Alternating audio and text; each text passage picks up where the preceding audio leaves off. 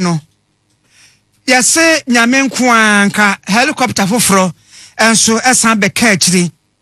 we aye 9G AFW no aye kwa west ya wa Nkwakwa Apuamantem Eastern region na yansam training wa hene besan na boye mu wa hene ba akwaba ofa mejoto ede ba san bio ede ba bio ya de eche ho ye nwieye ye nsie kura nwieye na helicopter foforo efrehe na no wo kwa hene na de na esi akire boye mu ofa maminche ya tifo ne ya fefo nyina na we akosa kwa ya hosam pa abran yesi yensu na mitiso ade abebom na sene mpinfo akase ade chene se yanti asemfofo yichi no ebefa ne sara na awra hosam ye kaye esiwo Nkwakwa bia fe ampikrum new generation school ho na Water River aviation ni helicopter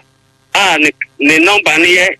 9G plus AFW or yeah force landing no nwanga tanye ni bwa press wo wabisi ni mum bibi eni kan akiri ema nwanga san force ya pepe njete ampikuro mu patem ho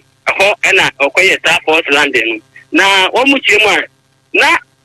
plane no mu se ekọ na plane ekọ no no atumi adan no ho wosoro ho plane na kasa adan no ho e wosoro ho na manfo hwe yele tia ye nkwala odie enam yom ni ya na hwenta school phone bebre kura to tom ko an no mo hwe helicopter ekwa naba ani free kuma se ekọ Accra na okwa naba ta na eja we free no abetwe ne no ahwe we free no abetwe no ham o ma hu bo se aji se hwim efo school na chi o mo tia ni kinken nenta amanfo timi dim ni ka ko ha o mo kokko bi ente so mo kodu enipa ni wo prayer ye kan wasemi eye makomako enum